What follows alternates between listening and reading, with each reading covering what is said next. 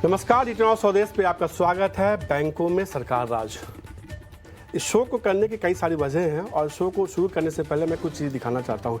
मेरे हाथ में कुछ पैसे हैं, 500 और 100 के नोट हैं और कुछ कार्ड्स हैं। मैं कार्ड्स बैंकों के हैं। जब हम पैसों की बात करते हैं, कार्ड की बात करते हैं, तो सबसे पहले हमारे दिमाग में जो ख्याल आता है वो बैंक का आता है। और बैंक में हमेशा हम इस उम्मीद में पैसा जमा करते हैं कि हमें एक एफडी के तौर पे बेहतर रिटर्न देखने को मिलेगा। लेकिन बीते 3 सालों में ये ट्रेंड देखने को मिला है कि बैंकिंग शेयरों ने बैंक के एफडी के मुकाबले ज़्यादा रिटर्न दिए हैं। और इस साल तो ये कमाल शानदार तौर पे देखने को मिला है कि बैंकों में एफडी में जितने रिटर्न मिलते हैं उससे ज़्यादा रिटर्न आपको इन शेयरों में, इन सरकारी बैंकों के शेयरों में पैसे में निवेश करने के बाद मिलता है। तो क्या अब जिस तरह से एसेट क्वालिटी सुधरी है वो एक मुनाफे की गारंटी है? क्या अब बैंकिंग शेयरों में एफडी से ज़्यादा रिटर्न देखने को मिलेगा आने वाले दिनों में? और क्या अब हम ये कह सकते हैं कि मुनाफे की तैयारी कीजिए, क्योंकि अब सरकारी बैंक सब पे भारी हो रहे हैं? अगले आधे घंटे में यही समझने की कोशिश करेंगे कि क्या बैंकों में सरकार राज आ गया है, क्योंकि बैंकिंग शेयरों का प्रदर्शन बीते 3 सालों में प्राइवेट बैंकों के मुकाबले, खासतौर पर पीएसयू इंडेक्स की बात किया जाए, बैंकिंग पीएसयू इंडेक्स की बात है, वो बेहद शानदार देखने को मिला है। तो यही जानने की कोशिश करेंगे अपने जानकारों से कि इस समय इस भाव पे किन सरकारी बैंकों में आपको खरीदारी करनी चाहिए, जिससे कि अगले 18 से 12 महीने में आपको एक शानदार रिटर्न देखने को मिले। तो शुरू करते हैं शो बैंकों में सरकार राज।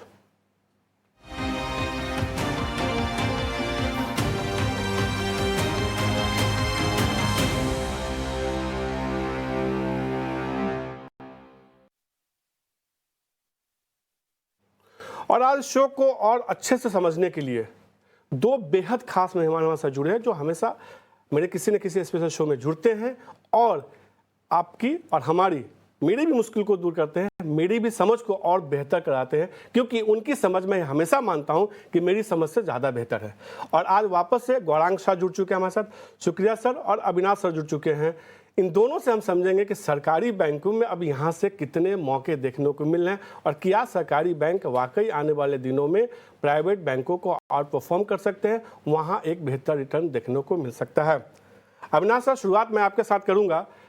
क्या वाकई सरकारी बैंकों के हालात अब बेहतर हो गए? जिन सरकारी बैंकों को लेकर चर्चा की जाती थी कि उसकी एसेट क्वालिटी खराब है, हमेशा एनपीए की समस्या बनी रहती थी, अब हालात बदल गए हैं, और क्या यहाँ से सरकारी बैंक आपको अच्छे लगते हैं? Good afternoon Manish. देखिए, आपने सही कहा कि सरकारी बैंक्स में पिछले 2-3 साल में बहुत कुछ बदला है।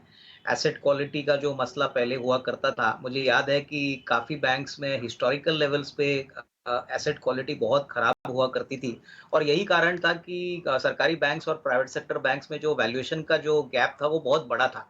लेकिन पिछले साल 2 साल में हमने देखा है कि ये बैंकों ने अपनी एसेट क्वालिटी ठीक-ठाक की है।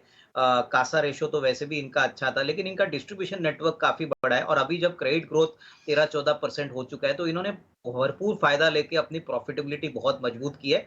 और ज़्यादातर मैं बोलूँगा कि नॉट ओनली बड़े बैंक जैसे एसबीआई हो गया, छोटे बैंक्स में भी बहुत बड़ी इम्प्रूवमेंट आ चुकी है और ये ऑलरेडी शेयर के प्राइसेज़ में भी रिफ्लेक्ट हो चुका है।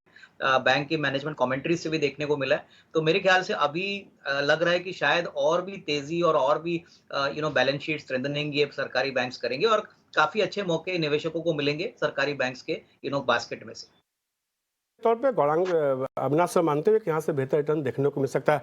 गौरांग सर, आपसे सवाल को जो मैं थोड़ा सा आपके अंदाज में पूछता हूँ, सुधरी एसेट क्वालिटी, बड़े रिटर्न की गारंटी, करो मुनाफे की तैयारी, सरकारी बैंक सब पे भारी, क्या ऐसा कुछ हो रहा है? बहुत बहुत धन्यवाद मनीष, इस शो और मंच पर आमंत्रित करने के लिए, और आप सभी को शुभ दिन हमारे तरफ से। तो एक ये छोटी सी कविता जो आपने लिखी है, मेरे ख्याल से ये पूर्ण रूप में पर्याप्त है। और मैं ये भी जोड़ना चाहूंगा मनीष कि ये जो परिस्थिति सुधरने के पीछे जो कारण है, वहां पर भी नजर रखनी चाहिए। मेरे ख्याल से पहले जो संख्या होती थी सरकारी बैंकों की, वो करीबन 20 या 25 सरकारी बैंक हुआ करती थी। हर साल इनको रिकैपिटलाइज करके, यानी कि और पैसे दे करके इनकी सेहत सुधारने की कोशिश करी गई। और वो पैसे दिए जाते थे हम और आप और अविनाश भाई जैसे जो कर चुकाते हैं, निजी कर चुकाते हैं, इनकम टैक्स चुकाते हैं, वो पैसा जाता था उनको रिकैपिटलाइज करने। यानी कि बिना बीमारी को समझने से या बीमारी का इलाज करने से या उसकी दवा करने से सिर्फ इनको पैसे दिए जाते थे रिकैपिटल, और फिर से वही शुरुआत हो जाती थी उनकी साल दर साल रिकैपिटलाइज। तो इस सरकार ने खास करके 2014 के बाद निर्णय लिया कि जो भी बैंक कमजोर है और जो अपने आप को संभाल नहीं सकती है, उनका विलय किया जाए बड़ी और मजबूत सरकारी बैंकों के साथ। और उस सोच और तर्क के आधार पर आज परिस्थिति है कि इतना बड़ा सुधार हमें देखने मिल रहा है। दूसरी बात, जो मेरे ख्याल से ऋण की मांग है मनीष, वो हमारे अनुमान से आने वाले काफी लंबे समय तक बढ़ती जाएगी तीव्र गति से ऊपर। और अगर हम ये एक धारणा लगा के चलता है कि हमारा भारत देश आने वाले वर्षों में नेक्स्ट $1 ट्रिलियन इकोनॉमी बनते जाएगा और यहाँ से अर्थव्यवस्था में सुधार होगा, मैन्युफैक्चरिंग और सर्विसेज सेक्टर के तरफ से मांग मजबूत होगी, माइक्रो फाइनेंस, एमएसएमई, एसएमई क्षेत्र से मांग आएगी ऋण की, तो जाहिर है इनकी लोन बुक ग्रोथ होगी। अब ग्रॉस नेट एनपी नीचे आए, प्रोविजनिंग नीचे आए, उसके कारण आपके मुनाफे में आपको सुधार हुआ। तो हमें लग रहा है कि एक जो दौर चला था अंडर परफॉर्मेंस सरकारी बैंक बनस्पत निजी क्षेत्र की बैंक, अब वो समय चला गया है। धीरे धीरे करके अच्छी सरकारी बैंकों में आपको सुधार आते हुए दिखेगा। सर, तो अच्छी सरकारी बैंकों में यहाँ से मजबूती देखने को मिल सकती है। और गौरांग सर ने एक शब्द बोला, भारतवर्ष, तो भारतवर्ष के सबसे खाँटी बैंक कह सकते हैं और सबसे बड़े सरकारी बैंक के साथ शुरुआत करते हैं एसबीआई को लेके। हमने देखा है कि अविनाश सर, तमाम सरकारी बैंकों में तेजी देखने को मिली, एसबीआई ने इस बार परफॉर्म नहीं किया है। निश्चित रूप से थोड़ी देर पहले जब बात हुई थी एसबीआई के चेयरमैन दिनेश खाड़ा से, तो उन्होंने कहा था कि बैंक लगातार परफॉर्म कर रहा है और हम अपने एनआईओ को और बेहतर करेंगे, मेंटेन करने की कोशिश करते रहेंगे आने वाले दिनों में। एसबीआई को लेकर क्या नजरिया आप रखते हैं? नहीं मनीष, मुझे लग रहा है कि देखिए एसबीआई का अगर आप परफॉर्मेंस देखें जून क्वार्टर का, तो नंबर्स तो काफ़ी अच्छे थे। थोड़ा बहुत नेट निम्स में थोड़ा बहुत प्रेशर ज़रूर था, लेकिन वो वन टाइम कोई एडजस्टमेंट था। ऑलरेडी जो मैनेजिंग डायरेक्टर है एसबीआई के, उन्होंने कहा कि ये अगले क्वार्टर में नहीं होगा। सबसे बड़ी बात, जो क्रेडिट ग्रोथ है उसका जो इमीडिएट इम्पैक्ट था वो कि बैलेंस शीट की साइज बढ़ गई, क्रेडिट डिसबर्सल्स बढ़ गए। स्पेसिफिकली अगर हम सेगमेंट की बात करें तो होम लोन में बहुत अच्छा ग्रोथ आपको देखने को मिला। और मुझे लग रहा है कि देखिए अगर इकोनॉमी 7% के ऊपर बढ़ती है तो डेफिनेटली बैंकों को फायदा होगा। कॉर्पोरेट कैपेक्स भी बहुत जोरों से चल रहा है। सबसे बड़ी बात एसबीआई का जो दूसरे बिजनेसेस है, जैसे इंश्योरेंस हो गया, एसेट मैनेजमेंट कंपनी हो गई, क्रेडिट कार्ड का बिजनेस हो गया, जो बेसिकली कंसोलिडेटेड स्ट्रक्चर में आते हैं, वो बहुत ही अच्छी तरह से ग्रो कर रहे हैं। मेरे ख्याल से अगले साल भी अच्छी ग्रोथ रहेगी। सेकंड हाफ ऑफ FY24 में भी आपको ग्रोथ देखने को मिलेगा। अभी जो रेट चल रहा है मेरे ख्याल से मार्केट में ऐसा अनुमान है कि ग्रोथ शायद स्लो हो जाए, लेकिन हमको लग रहा है कि इस लेवल से डाउनसाइड काफ़ी प्रोटेक्टेड है। कम से कम अगले 12 महीने का हमारा जो इन्वेस्टमेंट कॉल है, यहाँ पे करीबन 650 का रहेगा। डेफिनेटली आपको अगर निवेश करना है एक अच्छी सरकारी बड़ी बैंक में, तो आपको एसबीआई अपने पोर्टफोलियो में ज़रूर रखना है। अच्छी खासी कमाई होगी। तो अच्छी खासी कमाई हो सकती है। गौरांग सर, आपकी राय एसबीआई को लेके? क्योंकि ये एक ऐसा बैंक है जिसके कह सकते हैं कि देश के हर कोने कोने में, छोटे छोटे गांव में जहां भी मैं गया हूं, इसके ब्रांच जरूर देखने को मिलते हैं। और अगर इंडिया ग्रोथ करेगा तो ये शेयर तो चलना चाहिए यहाँ से। तो भारत बढ़ेगा तो बैंक भी बढ़ेगा मनीष। और आपने ही नहीं, हमने भी मेरे ख्याल से जब भी हम मुसाफरी करते हैं, खास करके जो निवेशकों को जागरूक करने का अभियान हम चलाते हैं, तो पहले क्या होता था, हम बड़े बड़े शहर या कुछ मझौले शहर में जाते थे। अब हमने एक तय किया कि हम छोटे और थोड़े बहुत पिछड़े हुए इलाके, वहां पर जाकर के लोगों को जागरूक करते। तो हमने भी वहां पर स्टेट बैंक ऑफ इंडिया की शाखाएं देखी है, नकदी वितरित करने वाली मशीन यानी कि एटीएम को भी हमने देखा है, और बहुत विस्तार योजनाएं इस बैंक की है। हमारी भी खरीदारी की राय है स्टेट बैंक ऑफ इंडिया के पर, और लक्ष्य के रूप में हमने करीबन 685 तक के लक्ष्य निर्धारित किए। और एक आश्वासन देना चाहता हूं मनीष, आपके दर्शकों को और निवेशकों को आपके चैनल के माध्यम के द्वारा, कि आने वाले समय में जो नतीजे आएंगे उसके आधार पर ये जो लक्ष्य हमने रखे उसको हम ऊपर की तरफ के लेके जाएंगे। एक सिर्फ मात्र थोड़ी बहुत नकारात्मक परिस्थिति ये होती है कि जब कोई एक बड़े कॉर्पोरेट, अभी हाल ही में हुआ था, एक बड़े कॉर्पोरेट हाउस की कंपनियों के ऊपर किसी एक कंपनी ने रिसर्च रिपोर्ट निकाली थी और फिर वो रिपोर्ट नकारात्मक थी और लोगों को ये विचारधारा हो गई थी कि हाँ, सरकारी बैंकों का शायद इधर ऋण ज्यादा होगा, लोन ज्यादा होगा और बहुत बुरी तरीके से पिटाई होगी। तो इस तरीके के माहौल में मेरे ख्याल से थोड़ा बहुत बुद्धिमत्ता का प्रयोग करना चाहिए लोगों को। निश्चित रूप से। और आप हैं ही बताने के लिए, अविनाश सर हैं ही बताने के लिए। तो अगर भारत के ग्रोथ पे आपका भरोसा है, आपको लगता है कि हिंदुस्तान यहाँ से आगे बढ़ेगा, तो बैंकिंग शेयर जरूर चलेंगे और एसबीआई जरूर चलेगा। एक कहावत है ना, एक कविता के तौर पे कहा था, जहाँ ना पहुँचे रवि वहाँ पहुँचे कवि।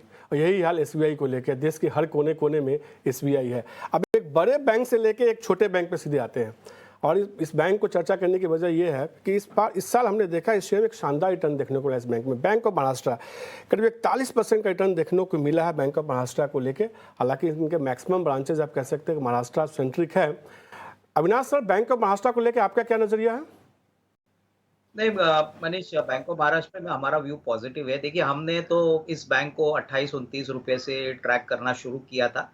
हमको लग रहा है कि बहुत अच्छी रिटर्न आ गई है, क्योंकि देखिए बैंक छोटा जरूर था लेकिन प्रॉफिटेबिलिटी बहुत तगड़ी थी। इनफैक्ट इनका कासा रेशियो मनीष मैं देख रहा था करीबन 50% के ऊपर है। सबसे बड़ी बात, एसेट क्वालिटी का जो प्रेशर पिछले 2-3 साल में था वो बिल्कुल निकल चुका है। और डिसबर्सल्स की बात करें और लोन अप्रूवल्स की बात करें तो बहुत ही शानदार तरीके से ग्रोथ इन्होंने रिकॉर्ड की है। सबसे बड़ी बात, बैंक अभी बहुत बड़ी मात्रा में डिजिटाइजेशन की तरफ इन्वेस्टमेंट्स कर रहा है। और सबसे बड़ी बात, आपने सही कहा कि महाराष्ट्र और पुणे में, ज्यादातर महाराष्ट्र में, पुणे में इनका काफी बड़ा एक्सपोजर है। तो डेफिनेटली ग्रोथ मोमेंटम अच्छा रहेगा। मेरे ख्याल से आने वाले साल 1.5 साल की अगर हम बात करें तो इनके पास अभी काफी कैपिटल है डिप्लॉय करने के लिए। अभी हाल ही में इन्होंने एक ओएफएस भी किया था, बट मुझे लग रहा है कि कम से कम 55-56 का रेट लेके यहाँ पे होल्ड करना चाहिए। हालांकि देखिए, स्टॉक 29 से 44 काफी तेजी से भागा है छोटे समय में, लेकिन यहाँ पे भी अगर किसी को निवेश करना है तो 55-56 का एक नियर टर्म का आपको टारगेट प्राइस मिल सकता है। तो ये बहुत एस्टैब्लिश्ड और स्टेबलाइज्ड बैंक है, तो इसमें जरूर एक अच्छा निवेश का मौका बन सकता है। छोटे बैंक के तौर पे बैंक ऑफ महाराष्ट्र 56 रुपये के लक्ष्य के साथ अविनाश करने की खरीदारी करके चलिए। और मुझे याद है कि लगातार अविनाश ने जो 29-30 के जोन से शेयर पे कहा था कि यहाँ से एक अच्छी मजबूती देखने को मिल सकती है। गौरांग साहब, बैंक ऑफ महाराष्ट्र को लेकर आपका कोई नजरिया है क्या? देखिए मनीष, हमें थोड़ा बहुत संकोच छोटी सरकारी बैंकों को लेकर के इसलिए है क्योंकि बैंक आपको एक वित्तीय वर्ष में 4 तिमाही होते हैं और दिक्कत ये आती है, और ये इतिहास रहा है कि एक तिमाही के नतीजे बहुत ही शानदार आते हैं छोटी सरकारी बैंकों के, और फिर बाकी के जो तिमाही नतीजे हैं वहां पर बहुत उससे भी ज्यादा निराशा हो जाती है, क्योंकि कोई अकाउंट एनपीए हो जाता है, इनको प्रोविजनिंग करना पड़ता है वगैरह वगैरह। तो जो सिलसिला है अच्छे नतीजों का, वो निरंतर आपको सुधार होता हुआ नहीं दिखता है। वो एक आध तिमाही में दिखते हैं और फिर कुछ तिमाही में वो और बिगड़ जाता है। तो जब तक ये परिस्थिति नहीं सुधरती है तब तक मेरे ख्याल से हम कोई विकल्प के रूप में बैंक ऑफ महाराष्ट्र के ऊपर टिप्पणी नहीं करना चाहेंगे। गौरांग साहब, इसलिए मैंने थोड़ा संकोच से ये सवाल पूछा था आपसे कि सर आपका कोई नज़रिया है कि नहीं, क्योंकि छोटे सरकारी बैंकों को लेकर आपका नज़रिया हमने देखा है कई बार कि आप छोटे के बजाय बड़े बैंकों पे दाव लगाते हैं या आप उसमें निवेश करने की सलाह आप देते हैं। आपकी ये रणनीति का हिस्सा रहा है। तो चलिए एक और बैंक की बात करते हैं, बैंक ऑफ बड़ौदा। इस बैंकिंग स्टॉक्स में हमने देखा है कि करीब बहुत अच्छा तो नहीं, करीब 12% 13% का रिटर्न अब तक देखने को मिला। एफडी के मुकाबले तो बेहतर रिटर्न ही देखने को मिला है। बैंक ऑफ बड़ौदा को लेकर अविनाश सर क्या नज़रिया आपका? नहीं, देखिए बैंक ऑफ बड़ौदा में भी मुझे लग रहा है कि मर्जर्स और एक्विजिशंस के बाद हमने देखा है कि बहुत बड़ी balance sheet size bank of Baroda की बनी है। प्लस अगर हम रिजल्ट्स देखें तो मुझे लग रहा है कि FY23 और जो पहला क्वार्टर FY24 का है वहां पे अच्छा स्ट्रॉन्ग ग्रोथ आपको देखने को मिला है। देखिए, दूसरे पब्लिक सेक्टर बैंक्स के मुकाबले में ये थोड़ा सा स्लो मूवर जरूर है, लेकिन जिस प्रकार की एसेट क्वालिटी है, लोन बुक ग्रोथ है, बैलेंस शीट साइज है, मुझे लग रहा है कि आने वाला साल दैट इज FY24 और उसके बाद FY25 में अच्छी खासी ग्रोथ आएगी, क्योंकि बेसिकली देना बैंक, सिंडिकेट बैंक इनके साथ मर्ज हो चुका है। इनका ज्योग्राफिकल नेटवर्क भी बड़ा है, तो ऑलमोस्ट सेकंड या थर्ड पोजीशन ये में पहुंचे हैं। तो इसका फायदा भी बैंक को मिलेगा। मेरे ख्याल से अगर नजरिया एक 8 से 12 महीने का है तो 250-260 का एक टारगेट प्राइस आपको जरूर मिलेगा। यहाँ पे मैं ये भी बता दूं कि अभी जो फॉरेन इंस्टीट्यूशनल इन्वेस्टर्स है, डोमेस्टिक फंड्स है, काफी इंटरेस्ट स्टॉक में ले रहे हैं, क्योंकि अभी भी वैल्यूएशंस काफी रीजनेबली अट्रैक्टिव है। बैंक ऑफ बड़ौदा 260 तक का लक्ष्य देखने को मिल सकता है, ऐसा अविनाश सर मान के चल रहे हैं। इस शेयर पे तो आपकी राय पक्का गौरांग सर होगी किसी टारगेट के साथ? तो बिल्कुल बुनियादी तर्क के आधार पर हमारी खरीदारी की राय है मनीष, और लक्ष्य हालांकि बहुत करीब है जहां से मौजूदा स्तर है 220 का है, लेकिन बहुत जल्द हम दूसरी तिमाही के नतीजे देखेंगे। और हमें विश्वास है कि जिस प्रकार से हमने पहले जो लक्ष्य था वो करीबन 180 का था, फिर नतीजे देखने के बाद पहले तिमाही के हमने 220 का किया। अब जो दूसरी तिमाही के नतीजे आएंगे, हमें पूर्ण विश्वास है कि 15-20% का इजाफा तो यहाँ से और हम कर सकते हैं, बशर्ते कि दूसरी तिमाही के नतीजे अच्छा है। तो फिलहाल तो खरीदारी की राय है और 220 का लक्ष्य। 20 रुपये के लक्ष्य के साथ खरीदारी करने की सलाह होगी। और मैं गौरांग सर की एक खासियत अपने दर्शकों को बता दूं। गौरांग सर के साथ ये है कि थोड़ा वो कंजर्वेटिव टारगेट देते हैं। उनको ये पता होता है कि ये टारगेट तो अचीव होगा, फिर धीरे धीरे क्वार्टरली रिजल्ट के हिसाब से टारगेट बढ़ाते जाते हैं। उन्होंने एसबीआई के तौर पर सीधे तौर पर ये कहा भी है कि मैं 685 का पहला लक्ष्य दे रहा हूँ, बाद में बढ़ाऊंगा इसका टारगेट, और निश्चित रूप से फिर टारगेट उसको बढ़ाते हैं रिजल्ट को देखने के बाद। तो बैंक ऑफ बड़ौदा पे अविनाश सर को लगता है कि 260 तक का लक्ष्य देखने को मिल सकता है, जबकि गौरांग सर को लगता है कि 220 का लक्ष्य होगा। बाद में अगर नतीजे और बेहतर देखने को मिलते हैं तो वो टारगेट को बढ़ाएंगे यहाँ से। अब अगले शेयर की बात करें, एक और बैंकिंग स्टॉक्स जिसमें हमने देखा है कि इस साल ठीक ठाक रिटर्न देखने को मिला है, कैनरा बैंक। कैनरा बैंक को लेके अविनाश सर आपकी क्या राय होगी? ये देखिए, कैनरा बैंक की भी अगर हम बात करें तो सरकारी बैंक्स में बड़े बड़े सरकारी बैंक्स में इनका भी नाम काफ़ी अच्छा आता है, क्योंकि देखिए पहली बात तो कोर बैंकिंग बिजनेस तो बहुत अच्छी तरह से चल रहा है। एसेट क्वालिटी जो लेवल है वो करीबन 2-2.5% तक आई है।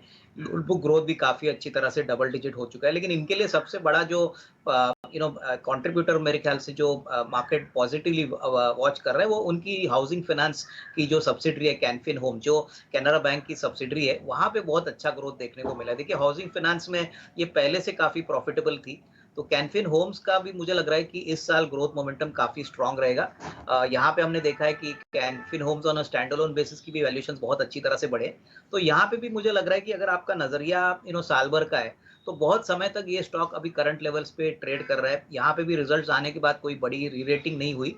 मार्केट्स को लग रहा था कि आगे शायद ग्रोथ सस्टेन हो या ना हो, लेकिन 12-13% का क्रेडिट ग्रोथ भी अगर बढ़ता है और ग्रो होता है, तो मुझे लग रहा है कि बैलेंस शीट बढ़ाने में अच्छी सुविधा होगी। तो यहाँ पे भी साल भर का नज़रिए के लिए मनीष हमने 410 का टारगेट दिया है। ये भी एक बैंक है जो आप इस लेवल से भी खरीद सकते हो। अच्छी खासी कमाई होगी, प्रोवाइडेड आपके पास कम से कम 12-15 महीने है। यहाँ से और अच्छी मजबूती देखने को मिल सकती है। करीब 360-364 के आसपास ये ट्रेड कर रहा है। 410 रुपये तक का लक्ष्य अविनाश से मान के चल रहे हैं कि यहाँ से देखने को मिल सकता है। गौरांग सर आपकी राय कुछ कैनरा बैंक को लेके? बिल्कुल खरीदारी की राय है, लेकिन दिक्कत ये है कि जिस दर पर ये कामकाज कर रहा है तो हमारे लक्ष्य के पार चला गया है। और तो गौरांग हमें सर लग तो रहा है कि अगर आपको एक चीज़ ऐड करना चाहता हूँ, लक्ष्य के पार चला गया है तो नया लक्ष्य दे दीजिए। उसी पर आ रहा था मैं मनीष, उसी पर आ रहा था। तो पहले तो अगर आपका पुराना निवेश है तो आप बने रहें। दूसरी बात, अगर आपको नया निवेश करना है तो आप इस तरह से थोड़ी बहुत शुरुआत कर सकते हैं और गिरावट पर और जुड़ते जाएं। और नए लक्ष्य के रूप में मेरे ख्याल से, जैसे मैंने अभी बैंक ऑफ बड़ौदा के लिए बताया कि दूसरी तिमाही के नतीजों के देखने के बाद मुझे लग रहा है कि 15-20% का इजाफा बिल्कुल हो सकता है कैनरा बैंक। तो कैनरा बैंक में यहाँ से 15-20% की तेजी गौरांग से मान के चल रहे हैं कि देखने को मिल सकता है। और अविनाश सर को लगता है कि कैनरा बैंक में खरीदारी करनी चाहिए, 410 रुपये का लक्ष्य देखने को मिल सकता है। अब मैं जिस सरकारी बैंक की बात कर रहा हूँ ना, एक दौर ऐसा था कि जब भी इस बैंक का नाम आता था तो होता था ये कि पता नहीं कब इस बैंक में कोई घपला आ जाए सामने। निवेशक भी डरे हुए थे और जो इसके कह सकते जिन्होंने शेयर में खरीदा वो तो डरे हुए ही थे, जो इसके कस्टमर थे वो भी डरे हुए थे। लेकिन बीते 2-3 सालों में इस बैंक ने पूरी तरह से अपनी छवि को बदला है, और वाकई ये छवि बदली है, ये अविनाश सर और गौरांग सर समझते हैं। मैं बात पीएनबी को लेके कर रहा हूँ। पीएनबी को लेके अविनाश सर, हमेशा जब भी इस बैंक का नाम आता था थोड़ी घबराहट होती थी, चाहे वो शेयर होल्डर हो या कस्टमर हो इसके। अब क्या राय है पीएनबी को लेके आपकी?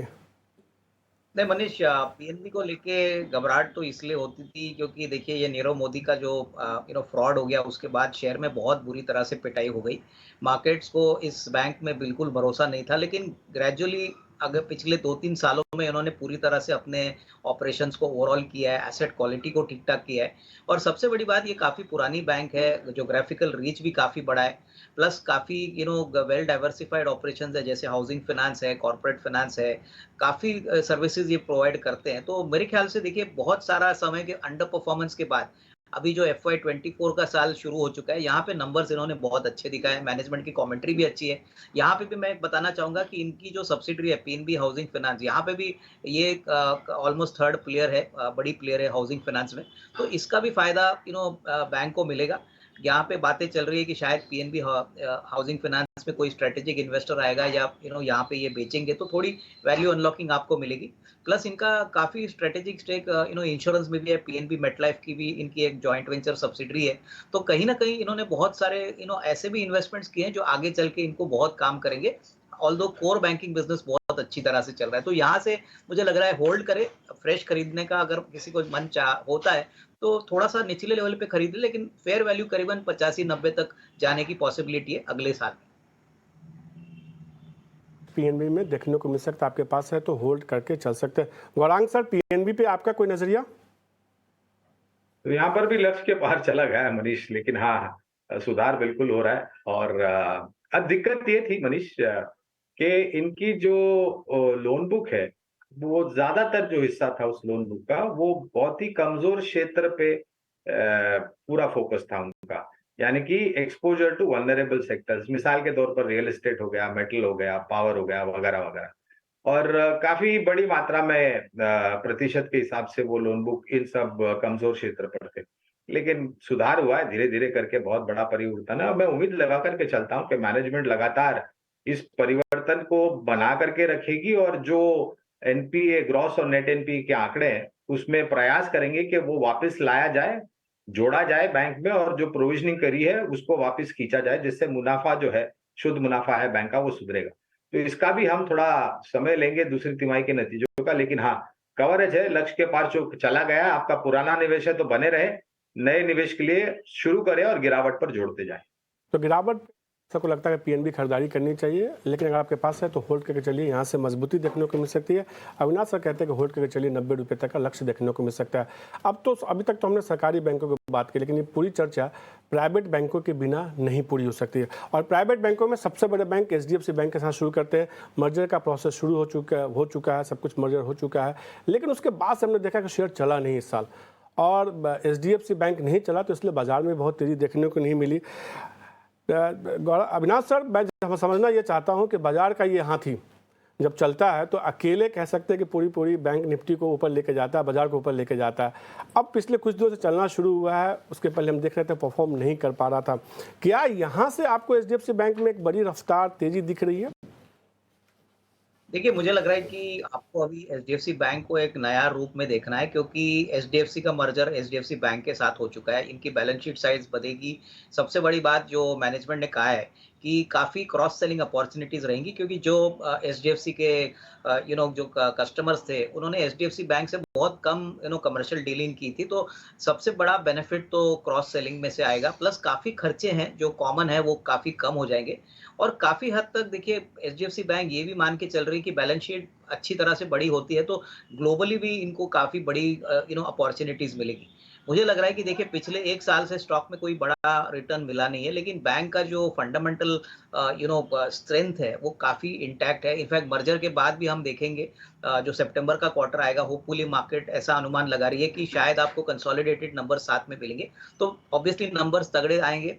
एसेट क्वालिटी की बात करें, लोन बुक की बात करें, तो एचडीएफसी ने ऑलवेज अपनी क्वालिटी टॉप क्लास रखी है, ऑलवेज ट्रिपल ए कस्टमर्स पे ही फोकस किया है। तो मुझे लग रहा है कि थोड़ा-सा समय आपको देना है। देखिए, मर्जर होने के बाद चैलेंजेस तो रहेंगे, बट पॉजिटिव जो आएँगे, मुझे लग रहा है आपको अगले 12-15 महीने में अच्छी तरह से सरप्राइज़ कर सकते हैं। तो यहाँ पे भी हमको लग रहा है कि इस लेवल से भी अगर कोई खरीदता है, तो अच्छी खासी कमाई होगी। थोड़ा-सा पेशेंस और कन्विक्शन चाहिए। करीबन 1800 का लेवल के लिए हमको लग रहा है कि 1 साल यानी 12 से 15 महीने का टाइम फ्रेम लेके यहाँ पे खरीदा जा सकता है।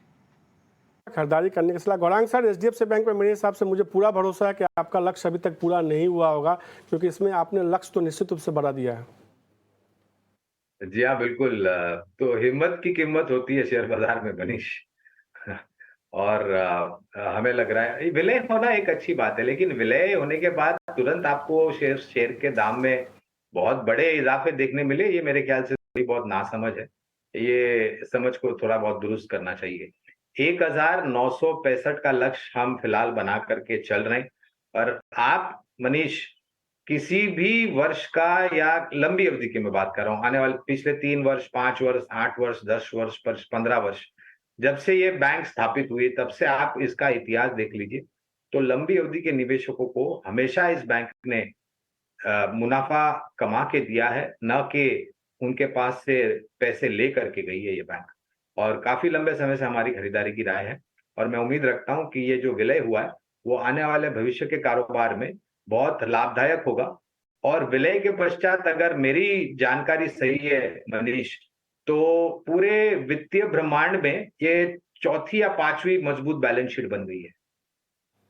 निश्चित रूप से तो एचडीएफसी बैंक में पहली बार दोनों एक शेयर जिसका लक्ष्य जो है गौरांग सर ने काफ़ी लंबा दिया है, 1965 रुपये के लक्ष्य के साथ खरीदारी करने की सलाह दी है। सर समय की थोड़ी कमी है तो लेकिन 2-3 स्टॉक से हमें चर्चा करना, फटाफट से बताइएगा थोड़ा। एक्सिस बैंक को लेकर अविनाश सर क्या नजरिया आपका? नहीं, मुझे लग रहा है कि देखिए एक्सिस बैंक में भी आपको पॉजिटिव व्यू लेके चलना है। बहुत समय के बाद स्टॉक थोड़ा चला है। आई थिंक यहाँ पे अगर हम देखें तो axis bank definitely in terms of profitability पहले क्वार्टर में काफ़ी अच्छी कमेंट्री आई है। तो यहाँ पे भी मुझे लग रहा है कि अगर किसी को एसआईपी मोड भी करना है तो इसमें एक पोजीशन आप बना सकते हो। हमारा हाउस व्यू है कि करीबन 1175-1200 का एक टारगेट प्राइस आपको मिल सकता है 12-15 महीने में। तो यहाँ पे पॉजिटिव व्यू है। सर जल्दी से 2 शेयर के बारे में बताइए, क्योंकि जहाँ तक मेरी जानकारी है ये आपने हमेशा इस शेयर की बात की है। Equitas small finance bank, Ujjivan small finance, दोनों शेयर आपको पसंद आ रहे हैं क्या बैंक में? दोनों ही पसंद आते हैं और ये जो छोटी ऋण वाली बैंक्स या इंस्टीट्यूशंस है ना मनीष, उनका कामकाज और कारोबार बहुत जोर से बढ़ेगा। क्यों? क्योंकि इनकी जो रिटर्न ऑफ प्रिंसिपल और इंटरेस्ट है वो 90% के ऊपर की है।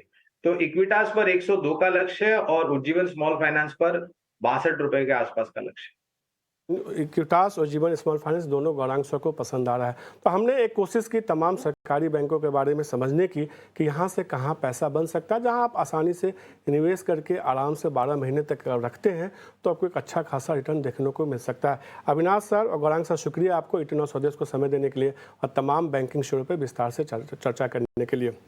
अगर आप भारत के विकास पर भरोसा करते हैं तो बैंकों के बिना ये भरोसा पूरा नहीं हो सकता, और अगर देश आगे बढ़ेगा तो बैंकिंग शेयर पक्का से आगे बढ़ेंगे।